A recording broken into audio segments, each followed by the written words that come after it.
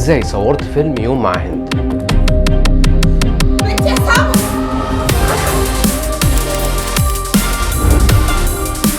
اهلا بيكم، انا احمد عاطف، مخرج وكاتب وصانع افلام، وكنت المخرج ومدير التصوير في فيلم يوم مع هند. لو ما شفتش الفيلم انصحك تشوفه قبل ما تكمل الفيديو ده، هتلاقي رابط الفيلم موجود في الوصف تحت، وارجع كمل الحلقه. تصوير الفيلم كان على يومين، وكان معايا فريق او كرو من الطف الناس اللي اشتغلت معاهم الحقيقه. الفيلم تم تصويره بكاميرا بلاك ماجيك بوكيت سينما كاميرا 4K مع سبيد بوستر ميتابون XL 0.64، واستخدمت في تصوير الفيلم عدسات كانون FD. ليه اخترت كاميرا بلاك ماجيك بوكيت 4K؟ اول حاجه وهي ريزولوشن، انا كنت محتاج ريزولوشن 4K، واي نعم ما كنتش محتاج ريزولوشن بالكامل في النهايه لان الفيلم هيتعرض 2K، لكن الريزولوشن الزياده هيديني ميزه ان انا اقدر اعمل كروب في الصوره واعمل ريفريم او اعاده ضبط لاطار الصوره في مرحله المونتاج، وده كان قرار مفيد جدا لان فعلا انا احتجت بعد كده في البوست برودكشن اعمل كروب للصوره. تاني سبب خلاني اختار الكاميرا وهو اني محتاج اصور رو، لان ستايل التصوير او ايقاع يوم التصوير هيكون سريع جدا، لان انا محتاج اصور مشاهد كتير، وزي ما قلت لكم انا كنت المخرج ومدير التصوير، فده كان بيعمل ضغط اكبر عليا كمدير تصوير او كمخرج. علشان كده كنت محتاج اصور رو عشان يكون عندي امكانيه ان لو في غلطه حصلت في يوم التصوير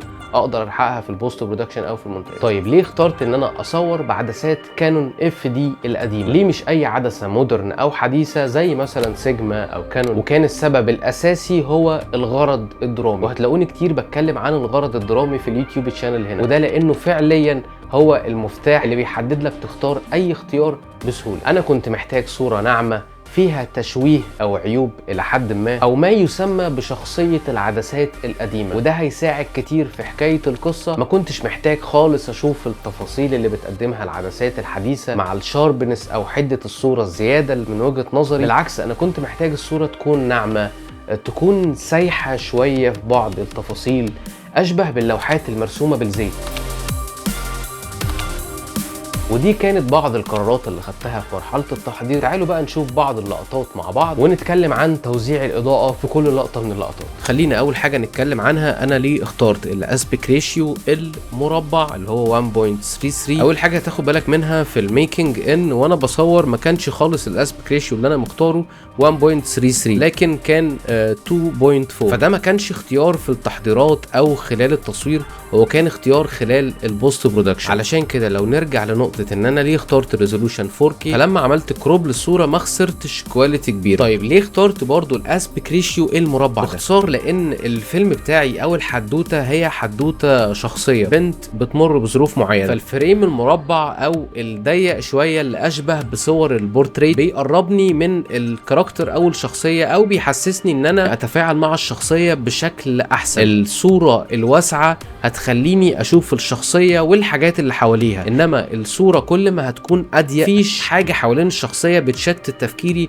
او بتلفت نظري. لقطه زي اللي احنا شايفينها دي ميديم شوت، فانا ببقى شايف حاجات يمين الفريم او شمال الفريم ملهاش لازمه او مش ملهاش لازمه او ملهاش غرض درامي يعني. فاخترت في البوست برودكشن او في المونتاج ان انا بدل ما اخلي الفريم كده اخلي الفريم بالشكل اللي انتوا شايفينه قدامكم ده. وكمان الغرض التاني غير ان انا عايز ان انت تركز على الشخصيه، الاسبيكت ريشيو المربع بيكون اضيق شويه، المنظور مش واسع قدام الشخصيه، حياه ضيقه او في ضغط موجود على الشخصيه بشكل ما. لو حاسه ان هي مخنوقه انا برضو حاسس ان انا مخنوق معاها في الفريم. وبصراحه خليني اقول ان الممثله زينه كانت شاطره قوي قوي قوي وساعدتني كتير قوي، ان فعلا وانت بتتفرج هتحس ان انت تفاعلت مع الشخصيه. طيب اللقطه او الفريم اللي احنا شايفينه قدامنا ده بتدخل بتغسل وشها او بتحاول تفوق نفسها. عندنا اول حاجه هنا في الفور جراوند، وعندنا الميد جراوند، وعندنا الباك جراوند الجزء ده جوه هنا وهنا. فالشوت ده لما جيت انوره بدات بيه الكي لايت بتاع الشخصيه، عباره عن هيد صغير بورتابل وعباره عن بانل صغيره قوي بتستخدم ببطاريه، هي كانت الكي للشخصيه، وكانت طبعا على كلفن 3200 علشان تدي شكل اللمض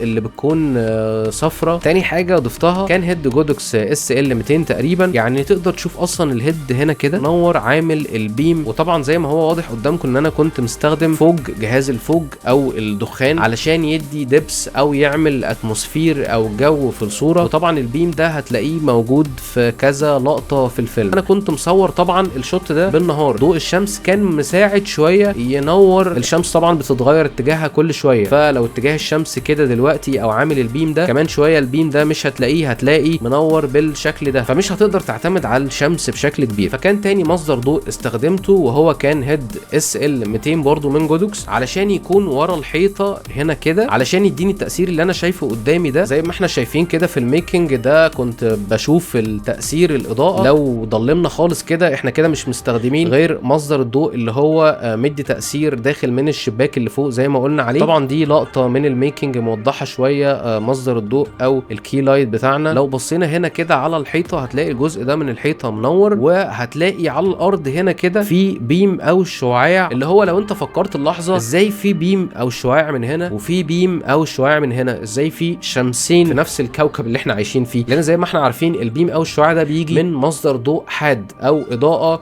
هارد. طبعا ده شويه انت مش هتركز معاه قوي كمشاهد، الهيد مش واضح برضو بشكل قوي ان يبين ان هو ده الشمس او هي دي مصدر الضوء، فيخليني احس ان في حاجه غريبه. وكانت الفكره ان انا انور الجزء ده ان هو يكون فيه تاثير شويه تاثير الشطرنج، جزء منور وبعدين في هنا جزء مظلم وبعدين في هنا جزء منور وعندنا هنا جزء منور وبعدين عندنا هنا جزء مظلم، فهكذا. فيكون في تاثير الشطرنج مع حركه الكاميرا مع حركه الشخصيه، بيحسسك بدبس او عمق في الصوره. مصدرين الضوء اللي كان هنا ومصدر الضوء اللي جاي من هنا كانوا الاثنين 5600 وهو ضوء النهار. الكاميرا كانت مظبوطه على كلفن 4000 كلفن، فلما ظبطت الكاميرا على 4000 كلفن، خلينا ناقص هنا صفر، خلى مصدر الضوء اللي هو المفروض يكون اصفر بقى لونه اصفر شويه زياده، ومصدر الضوء اللي هو كان المفروض يكون ابيض بقى لونه ازرق شويه، فاداني التاثير او الكونتراست اللي احنا شايفينه قدامنا ده. نروح بعد كده لرابع مصدر ضوء معانا، وهو مصدر الضوء اللي مديني الشكل اللي احنا شايفينه قدامنا ده او النور، وهو كان تقريبا هيد اسمه جين بي او جين باي حاجه كده 60 واط، وهو كان موجود ورا الحيطه دي كده في الحمام برضه ريفليكتور داش. طبعا زي ما قلنا ان مصدر الضوء ده هيكون 5600 كلفن علشان برضو كده باين ان هو ازرق شويه. نروح بعد كده لاخر مصدر ضوء معانا في اللقطه دي، وهو مصدر الضوء اللي شويه هيملى الجزء اللي هو في الفور جراوند، وباختصار في باب هنا كده حطينا مصدر ضوء جوه. مصدر الضوء ده هيد جودوكس 150، كان هو اللي عامل البيم او الشعاع اللي منور الفور جراوند بالشكل اللي احنا شايفينه قدامنا، وبرده كان 5600 علشان كده هيبان ازرق شويه، لان طبعا لو ما كناش استخدمنا اي مصدر ضوء ينور الجزء ده فكنت هتلاقي الجزء ده من الحيطه مظلم. وبرده نرجع نقول ان احنا عايزين نعمل تاثير الشطرنج، فده كان شكل اللقطه الوايد او اللقطه الواسعه وتوزيع الاضاءه بتاعتها. ودايما واحنا في اي تصوير بننور اللقطه الواسعه الاول، لان هي اكتر لقطه بتاخد مصادر ضوء وبتاخد وقت منك، لان زي ما احنا شايفين في مصادر ضوء كتير قوي. بعد كده بنخش للقطات الأضيق، الموضوع بيكون سهل قوي. فتعالوا نروح بعد كده زي ما قلنا للقطه الميديم كلوز اب. قبل ما نكمل خليني اقول لكم عن واحده من معداتي المفضله الفتره الاخيره، هولي لاند مارس 4K، وهو جهاز بينقل اشاره الفيديو بدون بقى اسلاك وكابلات طويله. الوايرلس فيديو ده بيرسل فيديو بدقه 4K 30 فريم، وهو عباره عن قطعتين، الترانسميتر وهو بيرسل اشاره الفيديو، والريسيفر بيستقبل اشاره الفيديو. وطبعا في مداخل SDI و HDMI، وتقدر تشغله ببطاريه سوني او توصل له باور عن طريق مدخل DCN. وبالنسبه لتاخير اشاره الفيديو او الليتنسي فهي تعتبر قليله قوي، وهي 0.06. فبصراحه كان ممتاز معايا جدا في كل ظروف التصوير خلال الفتره اللي فاتت. واقول لك على الميزه اللي خلتني اختاره بشكل رئيسي، وهو اني بقدر استقبل اشاره الفيديو او السيجنال على الموبايل، ومش موبايل واحد بس، انا ممكن اشغله من خلال الابلكيشن على 4 موبايلات في نفس الوقت. فهو جهاز عبقري فعلا، وانا اشتريته من اي كام ستور، واحد من الاماكن اللي انا شخصيا بثق في التعامل معاه، وكمان لقيتهم بيقدموا الجهاز بسعر كويس قوي ويعتبر ارخص مكان في مصر. ولو هتشتري جهاز هولي لاند مارس 4K فاي كام ستور هيعملوا لك خصم كويس قوي على الجهاز ده، وقلت لهم انك تبع يوتيوب تشانل احمد عاطف. هتلاقي اللينك الخاص باي كام ستور هتلاقيه موجود في الديسكربشن تحت، وقريب قوي هيكون في فيديو تفصيلي عن الهولي لاند مارس 4K وازاي بستخدمه في اللوكيشن او موقع التصوير. وخلونا نرجع نكمل. هنشوف مع بعض باختصار ان احنا ما عملناش تغيير كبير في الصوره، كل اللي احنا عملناه ان احنا حركنا شويه البانل الصغير. لو بصينا يعني الجزء الشادو هتلاقي ان هو مبين قوي اتجاه الضوء بتاعي. هتلاقي الجزء اللي هنا ده كله ان شادو، ده طبعا علشان يديلي دبس او عمق في الصوره. وطبعا لو كنت استخدمته هو بس كده كان الجزء الخاص بالشادو اللي هنا ده ما كانش هيبان فيه اي تفاصيل. لو رحنا مع بعض اللقطه من الميكنج هنشوف بوضوح طبعا كي لايت موجود فوق هنا، وعندنا الريفليكتور طبعا ده مهمته ان هو يعكس لي الضوء اللي جاي من الكي لايت، هيعكس هنا فهيقلل شويه من الظلال او التباين في الظلال نقدر نقول.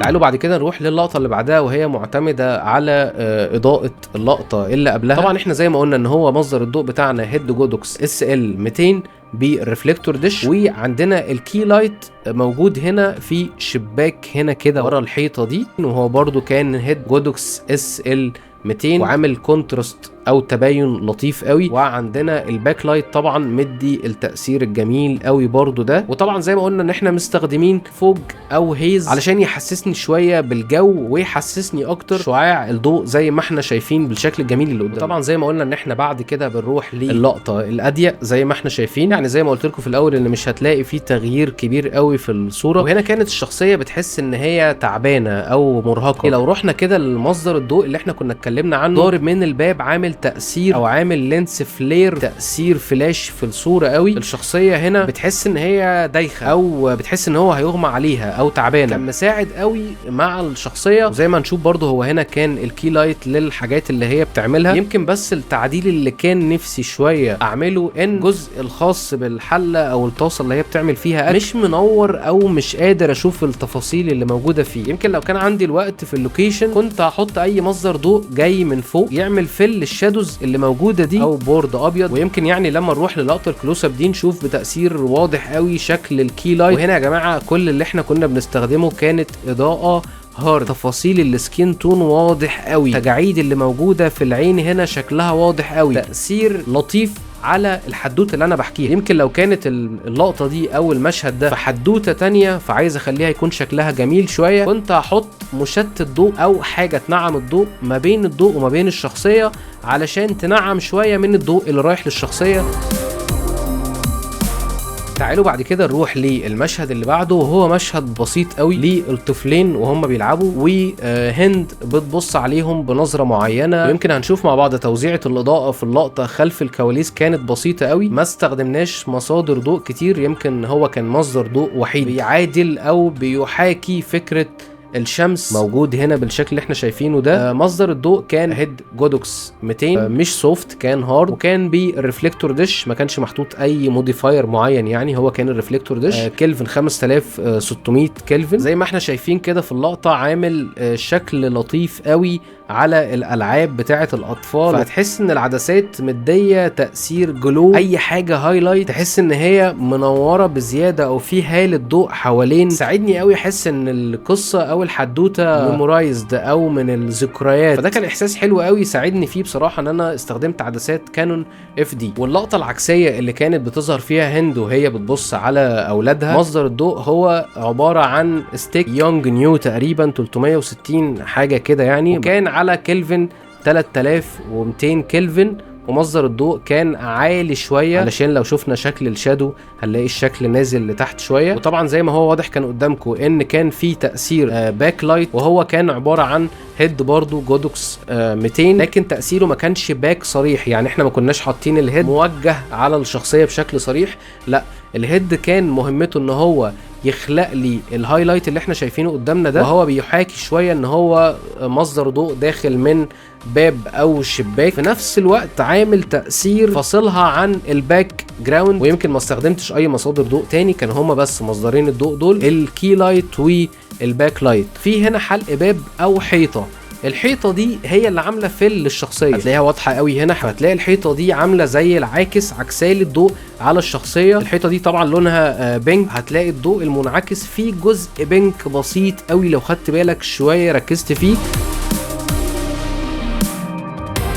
وتعالوا نروح للقطه اللي بعدها، وهي هند وهي قاعده مع اولادها بياكلوا، ومفروض قدامهم تلفزيون. هنا المفروض هيكون في مصدر ضوء بيحاكي التلفزيون، وطبعا اللقطه بتاعتنا دي المفروض ان هي نهار، وزي ما احنا شايفين كده من behind the scenes او خلف الكواليس استخدمت مصدر ضوء، وكان مصدر الضوء ده هو بانل جودوكس 1000 باي كولر. البانل دي ما فيهاش تأثير التلفزيون، فكنا بنعمله مانيوال، وبخلي في حد مانيوال يقعد ويعلي ويوطي الإضاءة علشان في الآخر يديني تأثير تلفزيون وهو إضاءته بتعلى وبتنخفض. وكنت ظابطه على كلفن 4000 كلفن، وكان كلفن الكاميرا مظبوط برضو على 4000 كلفن. دي طبعا كانت اللقطة الواسعة. مصدر الضوء لازم دايما يكون متشفت ميال شوية للاتجاه المعاكس للكاميرا. لو فرضنا ان احنا حطينا خط كده وسط، دي الناحية اللي فيها الكاميرا ودي الناحية اللي فيها الإضاءة، وده لان دايما الظلال او الشادوز هي اللي بتحسسك بالبعد او بالدبس في الصورة. كان عندنا بعد كده الباك لايت، وكان هو اللي عامل الشكل الهايلايت اللي موجود هنا ده على الحيطة، وهو اللي عامل فصل بسيط للشخصية عن الباك جراوند. هيد جودوكس SL 200 واط، وكان مظبوط على 5600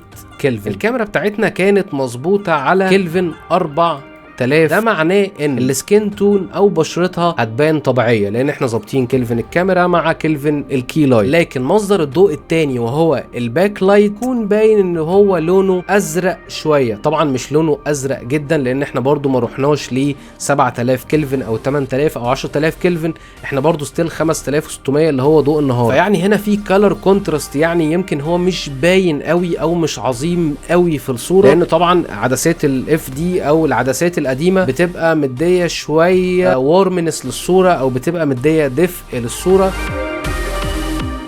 ويعني لما رحنا للزاويه الأضيق لهند ما كانش فيه تغيير كبير قوي في الاضاءه، هو يمكن زي ما قلت لكم بس بنغير اتجاه الاضاءه بشكل بسيط قوي. يعني يمكن لو رحنا برضو في النهايه هنلاقي هو نفس الموضوع بالظبط. الكي لايت الباك لايت من الجزء ده هنشوف ان احنا هنا مثلا ما استخدمناش اي مصدر ضوء يعلي شويه الجزء اللي واقع في الباك جراوند دي. ويمكن الجزئيه الخاصه بالباك جراوند ان هي مش منوره ساعدتني شويه في المشهد اللي بعده، وهو مشهد محذوف بالمناسبه من الفيلم. اللقطه دي انت مش هتشوفها في الفيلم. في اللقطه دي مثلا هتلاقي ان انا نورت الباك جراوند، فهنلاقي ان في خلف الكواليس مصدر الضوء موجود هنا عامل شيب بالشكل ده. لو خدنا بالنا هنا هنلاقي ان الباب مقفول، لان ده المفروض مشهد في توقيت تاني، فهنلاقي ان الجزء ده كله منور بمصدر ضوء ورا الحيطه ده هنا. وطبعا ده كان كلفن 3200، وعندنا مصدر الضوء اللي احنا قلنا عليه اللي منور الجزء ده. فهنلاقي في اللقطه هنا ان هي نفس توزيعه الاضاءه، لكن مع اضافه جزء بسيط قوي في الخلفيه علشان يبين التفاصيل اللي موجوده هنا والتفاصيل اللي موجوده في الباك جراوند هنا. في اللقطه دي كان في تغيير بسيط وهو خاص بكلفن الكاميرا، كناش ظابطينها على 4000 كلفن،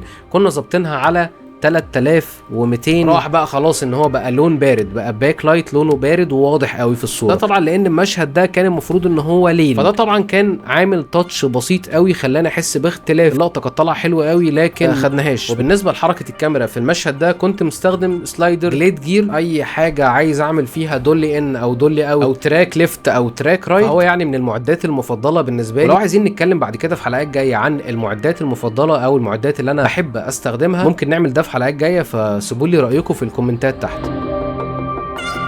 وتعالوا بعد كده نروح للقطه اللي بعدها، وهي المفروض هند بتدخل الاوضه بتاعتها بتنام على السرير فبتحلم بكابوس ما. اللقطه دي كان المفروض ان هي نهار، فهي تبان ان هي ضوء الشمس الطبيعيه مع اضاءه طبعا داخلي، ممكن تكون لمبه منوره. لان دايما لما بدخل موقع تصوير فبيبقى اهم حاجه بالنسبه لي مصدر الضوء جاي منين، هل هو جاي من شباك، باب، حاجه براكتيكال موجوده في الصوره، سواء بقى لمبه، سواء تلفزيون أو لوحه او يافطه في الشارع. دايما اول حاجه بعملها وهو اني ببص مصدر الضوء بتاعي هيدخل منين. زي ما احنا شايفين قدامنا هو مصدر الضوء طبيعي جدا هيكون داخل من الشباك بالشكل ده. بشويه تركيز هنلاقي ان اتجاه الشمس الطبيعي موجود هنا، يعني هنلاقي السلم ده ملسوع بشكل ما، فالشمس اتجاهها كده. يعني لو في بيم او في شعاع للشمس المفروض اصلا ان هو مش هيبان معايا في الصوره او مش هينور الصوره معايا بالشكل اللي انا شايفه قدامنا ده. فكان قرار من القرارات اللي خدتها في اللوكيشن ان احط مصدر ضوء مش هعتمد على الشمس، لان في الاخر وانت شايف قدامك دلوقتي هتلاقي فيه شعاع نور منور بالشكل ده. شعاع النور ده مستحيل يكون جاي من الشمس، لان زي ما قلنا ان الشمس منوره بالشكل ده. انا عملته هنا ان انا حطيت هيد جودوكس 200 برضو، حطيته ورا الشباك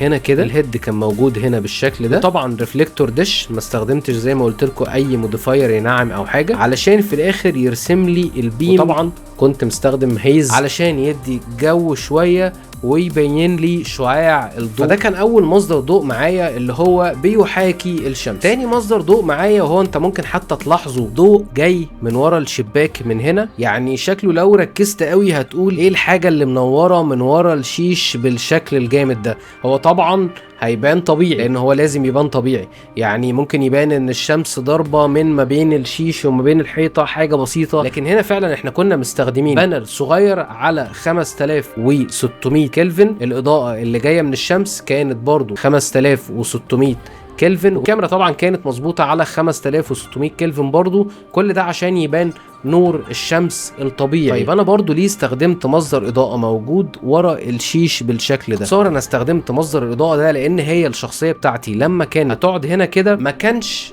مصدر الضوء اللي جاي الشباك، فما كانش كافي ان هو ينور لي الشخصيه وتكون اكسبوز او منوره بشكل كويس. فكنت محتاج ان انا احط مصدر ضوء تاني ينور لي الشخصيه شويه. طبعا لما كنت منور المشهد بمصدرين الضوء دول كان عندي مشكله ان الجزء ده كله كان مظلم، فكنت محتاج ان انا اضيف مصدر ضوء تاني هنا بالشكل ده ينور لي الباك، وهيكون بيحاكي لمبه متعلقه على الحيطه مثلا 3200 كلفن. وطبعا كانت فرصه لطيفه ان انا اعمل كونتراست في الصوره، ان انا يكون عندي الكي لايت ومصدر ضوء الشمس 5600 كلفن وعندي الباك لايت 3200 كلفن. طبعا احنا قلنا ان الكاميرا كانت مظبوطه على 5600 كلفن لان انا محتاج اشوف نور الشمس او اضاءه الشمس طبيعيه. ويمكن اللقطه دي كمان مبينه ان كان في مصدر ضوء طبيعي اللي هو منور الجزء ده كده من الحيطه ومنور الجزء ده كمان، وهينور كمان الشخصيه بتاعتنا لما الشخصيه تدخل جوه الفريم هيكون هو منور ظهر الشخصيه زي ما هنشوف دلوقتي. ده كان مصدر ضوء طبيعي، ده كان مجرد الباب اللي موجود ورا الكاميرا. وبرضه هنشوفه من لقطه تانية خلف الكواليس يمكن تكون واضحه شويه. هو الباك لايت زي ما قلنا ان هو متعلق هنا كده.